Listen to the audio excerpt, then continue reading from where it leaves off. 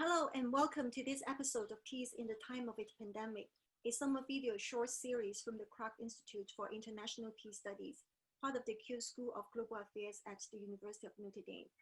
I'm Victoria Timbohe, faculty with the Political Science Department and also faculty fellow with the Kroc Institute for International Studies and the Kroc Institute for International Peace Studies. And I'm joined today by Maggie Shum, Research Associate for the Master of Global Affairs program at the Keough School for Global Affairs. Both Maggie and I are originally from Hong Kong. And so today we're going to talk about Hong Kong. And by the time this video is released on July 1st, this should be the 23rd anniversary of Hong Kong's handover from the British government to the Chinese government. And at the same time, we also expect that by today, then the national security law imposed by Beijing should have been enacted, which means that for a long time, actually for every single year up to until last year, that on July 1st, Hong Kong people would always take to the street to protest against China's erosion of Hong Kong's freedoms. Then the question is, how do we get to where we are today? So maybe let me just ask Maggie. So Maggie, you are much younger than me, and you grew up in Hong Kong, and at the same time, you also spent a lot of time in Hong Kong during last summer, and you also spent time during the winter break. And so, what did it feel like in Hong Kong when you were growing up, and what did you observe when you were participating in the protest in August and December last year? Yeah, and let's see. So I think it's, how do I say? So at the beginning, right? So the first march against the extradition bill started on June 9th. So for me, I was on time. I actually went back to Hong Kong before July 4th, so I can participate in the Tiananmen Massacre Vigil. But then at one point, people talking about, oh, we have to go out on June 9th for the extradition bill. So I was like, okay, I went because this is something that, Hong Kong people do. As Victoria, you mentioned, right? Every July 1st, we will go march to demand, universal suffrage, or basically just, complain about government, the poor performance of the government. But then, so in a way that this is something normal that we do. So, but in a way we make history that day because we broke the record for 1 million people, 1.3 million people who came out to oppose this extradition bill. But then, so in a way that I was like, oh, we're so proud, we're doing something. But then, in a way, but then the Carrie Lam government decided that, okay, well, fine, you guys march, but I'm just gonna keep going on, pushing forward for the bill. And then we had another march on June 12th, on June 16th, which I went as well. It's even more, like 2,000,001 person came out to oppose this bill. So that's kind of interesting, right? Because for me, it's like this is a number game. We are getting more and more people going out. And when I thought about it, I was like, well, Chenoweth said, the 3.5% rule, right? So the government ought to listen to us. But then it seems the government just didn't budge. And then so that's kind of for me, the interesting change is like when all these people, like what 1 in every 7 or 2 in every 7 person in Hong Kong went out in March, but it wouldn't produce any effect. And people start losing hope and thinking that, well, peaceful protest doesn't work. And then so I think that was a change of the repertoire from this very almost like stylized, ritualistic type of protest to something very different, right? So I think in one way, it's especially in the July 1st that, during the annual march, a group of protesters actually surrounded the Legislative Council building, and at one point broke into the building. And then inside they have graffitis and whatnot, but there's a fair political message, right? I think there are 2 phrases that really stood out. The first one was, it was you who taught us that peaceful protest is futile. And then the second one was, there are no rioters, there's only tyranny. So I think it sets the tone, right, of like, well, we follow the peaceful march. We are following the rules of trying to voice our grievances, but the government wouldn't listen to us. So you're forcing us to take extra measure, to take other measures, right? So partly this radicalize some of the movement in terms of they would take other means, for example, direct actions. They clash with the police. They graffitis or vandalism as a way to protest. So I think that was one kind of in a way how the movement changed over time. Is like that was one wing. Is like, okay, you start having all these more radicalized protest tactics. But at the same time, I mean, those protest tactics actually was well captured by the international press, because we see the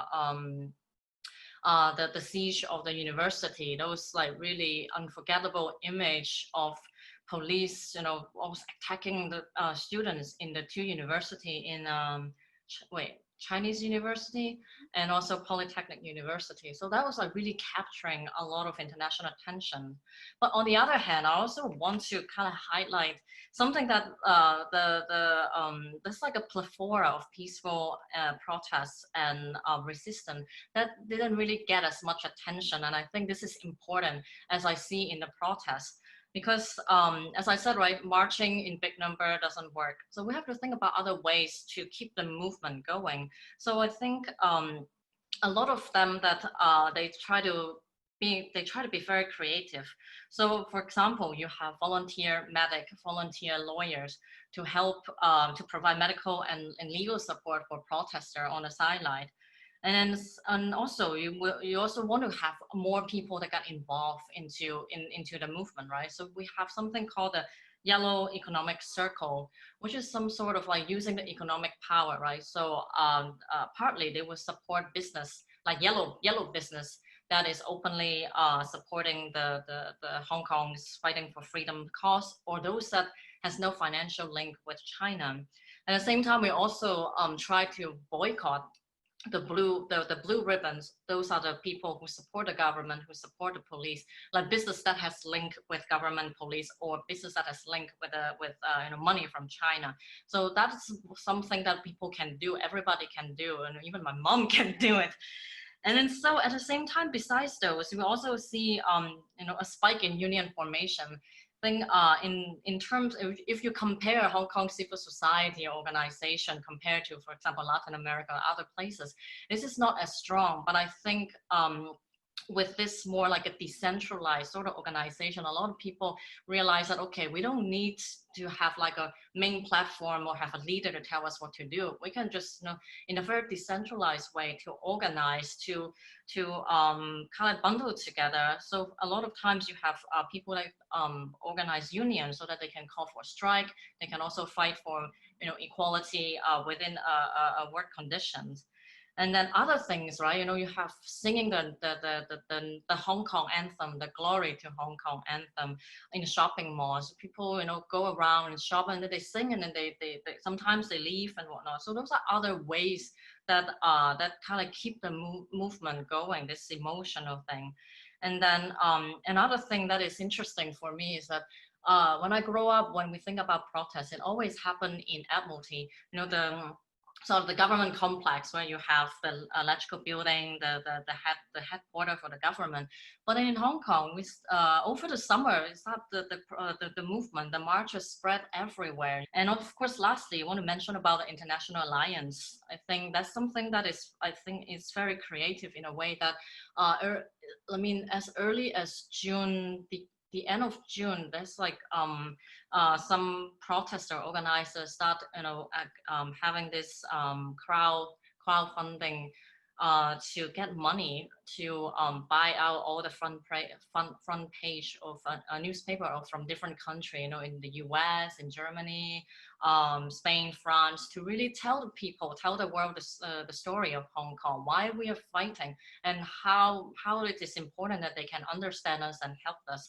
So this, at the beginning, right, I think it wasn't like people didn't really think about it would generate such a momentum. But if you look at it now, we have, the US, the Hong Kong Human Rights Democracy Act, that really trying to, help us, support us in a way, putting pressure on the Hong Kong government and Chinese government to help the cause for Hong Kong. And you have connection with Japan, you have connection with EU and stuff. So I think those are the thing that strike me very strongly is the creativity of people in Hong Kong. That, you know, sure, protests in mass number doesn't work, may not work, it may not even happen anymore with the national security law, but then they find all other ways, and everybody playing a different part in order to, you know, help to fight for freedom and for our cause. So I think that is something that really strike me very strongly. But of course, when I get back to Hong Kong in December, it's very strange because in June I will go out on the street, I march, I was not worried. But then in December, like going out on the street is very, very tense. You can also feel the air when everybody's marching. But, you know, because we're expecting that, oh, the police, the riot police will come in any time, the riot police will stop us and whatnot. I mean, and it did happen. I think the march started for like within 30 minutes, you will have police came in and just call off the march and tell everybody to disperse in 30 minutes. If not, they will start catching us. So I remember with my mom and with my friends, we were just like holding hands and trying to, okay, let's try to avoid the main road. Let's try to find a way to get home. And it was very different, and definitely the sort of the risk level and the fear, it's very real. After, you know, what, like 5-6 months of the protest, and that was the last time I was in Hong Kong and participating in those protests. Okay, great. So you actually just, you know, very efficiently told us how things have unfolded. One thing is that, let me just, I guess, elaborate on the last point is, you know, what it feels like, how much has changed in Hong Kong or for Hong Kong people, which also means why they're protesting, why they say that they're resisting Beijing, is that because up to early last summer, people would go out to the streets, they would protest, they would just take it for granted that if you go to protest, of course the police, you know, should not really fight tear gas at you, arrest you, or beat you up, or torture you in detention center. And a lot of those things change over the course of the protest, so that by December and January, essentially everyone walks down the street and you're very worried. Now, of course, the police these days no longer issue the no objection permit to protest, and therefore, if you still go, then you are subject to arrest and for unlawful assembly, and that could get you several years in jail already, even if the protest is peaceful. And very often that then people get very upset about the police brutality, and then they would also have clashes with the police, and so resulting in more escalation. You also brought up another point early on that, you know, if I guess for a lot of people who have studied the literature on nonviolence, then we learn from Chenoweth and Stepan that, you know, if you have 3% of participation, and in their study, every single case with more than 3% of popular support, every single one of those cases has resulted in success. And in Hong Kong, we talk about, you know, up to 2 million people protesting in a population of 7.4. So really 1 out of 5, about 20% of popular support. And then at the same time, if we look at the popular support for independent investigation into police abuses, that percentage goes up to 80%. With such widespread popular support for the protest, then why is it that this movement has not really succeeded? I think that one thing that I'm also thinking of writing about is, well, because Hong Kong does not have sovereignty. With all these other cases that we've looked at, the protesters are dealing with their own sovereign government, whereas in Hong Kong, we are dealing with not the Hong Kong government, but actually really Beijing.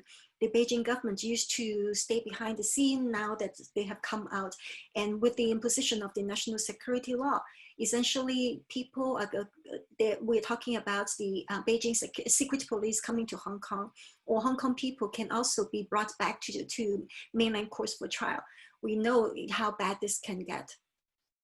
And then another question is also that over time, I remember that during the last in-person talk about Hong Kong on campus, there was one question: where's the Gandhi of Hong Kong? Well, so my answer then was, we have a very long list of Gandhis of Hong Kong, except that all these people are now arrested and multiple times. So from Martin Lee on, Martin Lee is, Pelosi calls him the grandfather of Hong Kong's democracy movement. And these people, and also during the umbrella movement of 2014, which was very well known for being very organized and very disciplined, because there were all these images of students dressed in school uniforms, sweeping the street, sorting out garbage for recycle, cleaning public bathrooms. So what has changed is I would say that the very success of nonviolent means of protest in different cases got Beijing to be very worried about color revolution. So by early August last year, Beijing already came out to denounce Hong Kong's showing signs of color revolution is something that has to be stopped and cracked down on.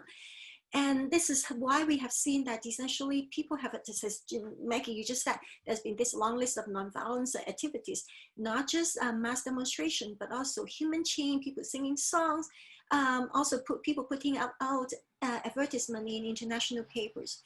And also popular boycotts, targeted boycotts, and labor strikes. All of these actually have been practiced, but they haven't really achieved much success.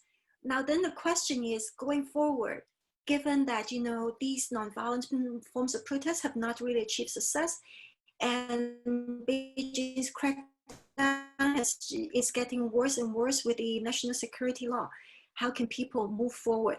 You mentioned that, of course, there's literature on nonviolence also talk about we should not just count on methods of concentration. 1 million people protest on the street. This will never happen again in Hong Kong because the police will not allow it. And you mentioned decentralized methods.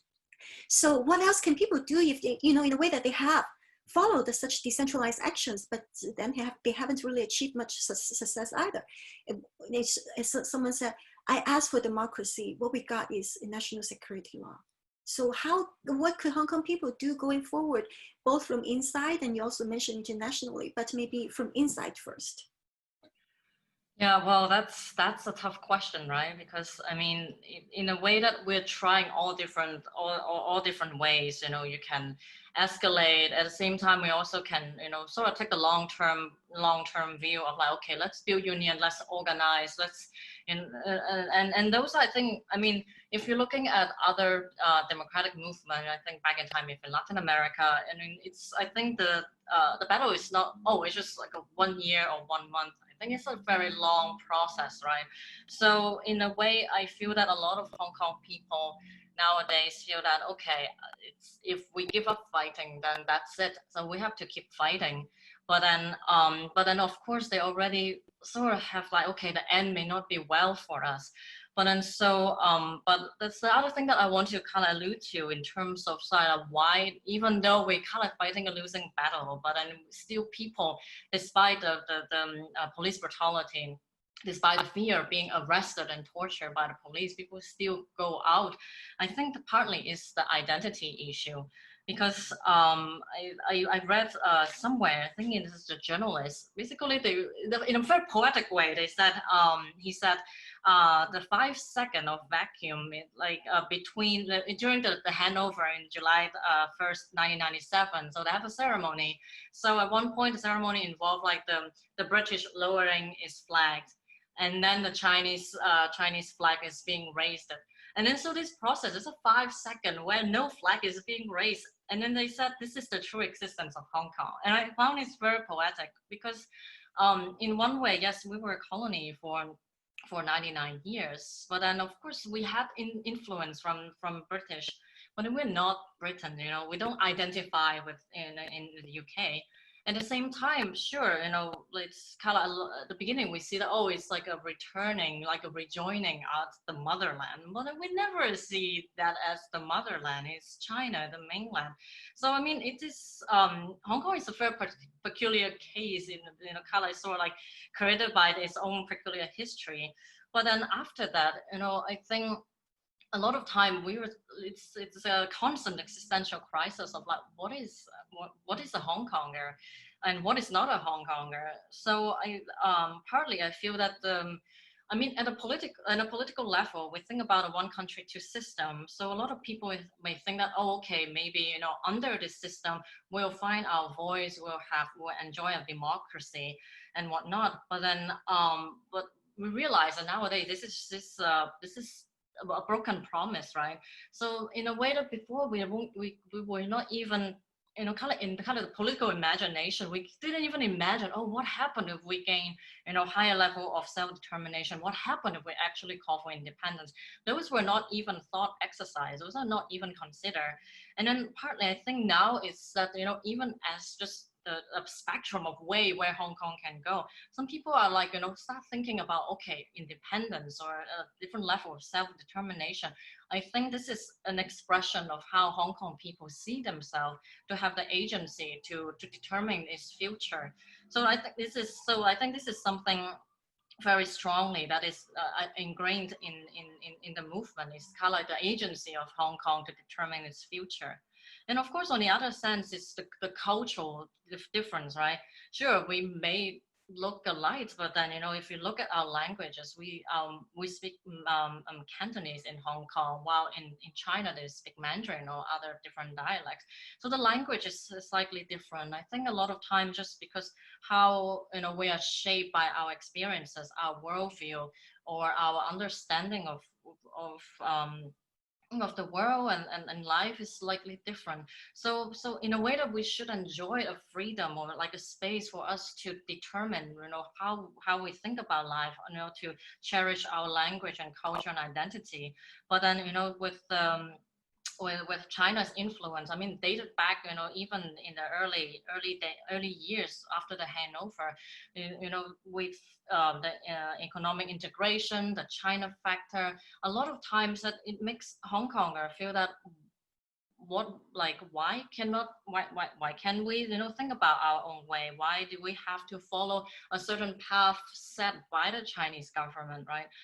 So that's some of the more kind of cultural, social energy that we have, in terms of we want to stand for Hong Kong, we want to fight for Hong Kong, we want to fight for, you know, our future. So I think that's kind of like the drive that will push the movement forward, even though the future may not look as bright for us. So that's one of the things. But of course, you know, I do think that, you know, given the lessons from other democratic movement in Latin America and in Europe, I do think that building this decentralized and really embedding the movement and organization in the society, hopefully will kind of, we will reap what we sow in the future, when it's time, when we have an opening, political opening, that we can actually come up and, you know, and fight for our home again. Okay, great. So essentially what you're saying is that the very Hong Kong identity is going to sustain the struggle for Hong Kong's autonomy and freedom. And so despite repression, however difficult it is, because, you know, people feel that they are fighting for this whole future, fighting for who they are. So the struggle is not going to be to disappear, however repressive the national security law is going to become. At the same time, I think another important issue is that Hong Kong people have really taken a lot of confidence in strength in numbers. So even when people just take seemingly decentralized methods like boycott, class boycott, and labor strikes, they will still gather at different places, you know, certain places to protest. So I think when protesting is becoming increasingly risky, one thing is that people have to really diversify in very, very decentralized methods, staying at home, calling in sick, rather than going to protest sites while they stage boycott. And then another thing is that I'm actually very worried, precisely because of this Hong Kong identity, precisely because Hong Kong people are so determined to keep fighting. How do you really silence the majority?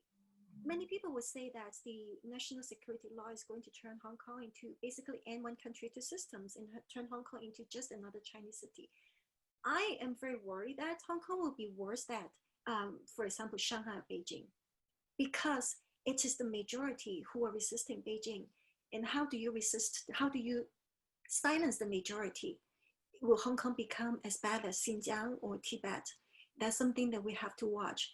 And then this goes back to what you said earlier about the international front, the efforts to get international support. I always like to use the title of a documentary about Joshua Wong, Teenager versus Superpower. So in this struggle between teenagers versus China to superpower, Hong Kong people have really nothing. Then this is why they have to reach out for international support. So the US administration has recently decertified Hong Kong state of autonomy, but that has still to be translated into actions. So we have to see what kind of actions the administration is going to introduce. It can range from just imposing sanctions on officials and officers, police officers who caught with abusing human rights in Hong Kong, going all the way to just canceling Hong Kong's everything that's about all the trade deals, all the special economic status that Hong Kong enjoys. And then at the same time, what else can students at the Kroc program can do? What can the Notre Dame community do? And what can, I guess, ordinary Americans or any other activists from around the world what can they do? Well, partly, in a way that I feel that the issue, right, the Hong Kong issue should be a bipartisan issue. I think, as you also mentioned in some of your writing as well. So because, like, how do I say? Yeah, so in a way that, it will build more support to have bipartisan issue. It doesn't matter, like whether it's Republican or Democrat that is going to become the leader of his country. But I think the case of Hong Kong to fight for freedom, it really rings true to both parties, right? So if we can kind of connect to your congressperson or to your senator who is Democrat or Republicans, then it will really build a good alliance to fight for Hong Kong, to have the U.S. being very determined to fighting for Hong Kong, not being influenced by the change of party. So I think that's one good thing that we should like people in the U.S. or Kroc members that is interested and supporting Hong Kong. That's something that they should pay attention to. And second, again, talking about building alliances, we have the Black Lives Matter, the protest these days against police brutality. I think we can draw a lot of parallels to the case in Hong Kong where protesters were being beat up by police. You have pictures circulating online that, again, police kneeing teenagers already on the ground, kneeing on the neck and stuff. So I think we can also sort of bring in, it's like build this solidarity, right? It's even though our the context may be different, but still I think the core value and principle we're fighting is the same. We want to end police brutality. We want our institution to really see us as person, to give us freedom and protect us instead of just suppressing people, especially the marginalized people. So I think that's another thing that we can think about in terms of building alliances with movement, and hopefully we will get to exchange ideas, right? Tactics that work in Hong Kong, tactics that work in the US. I think that's something that not only for Hong Kong and the US movement, but I think around that's something that we can learn. It's funny for me to see. I think it was in the picture from Seattle. You have the confrontation with the police and the protester, and then at one point it's like that reminds me of Hong Kong, so with the umbrella formation, and you have people trying to douse the tear gas with the cone, and also if you look at earlier last year the protests in Latin America and whatnot, you'd also see images that was like, oh, that reminds me of Hong Kong. So I think that's this sort of like knowledge transfer that we can do, thinking about this transnational network, transnational advocates. I think we can build with just by spreading, by connecting all these different dots to build a good movement, not only for Hong Kong but for other places that fight for justice. Okay, that's great. So then Hong Kong has inspired the world, especially I think in Barcelona and Chile. that people were self-consciously adopting protest methods from Hong Kong. And at the same time, Hong Kong also needs the world to stand with it, especially it reminds me of an ad that people place, catch Hong Kong as we fall. So try to, I suppose everyone could write to your parliamentarian, whoever you support, you know, we need real actions as in addition to just essentially exchanges of ideas and tactics.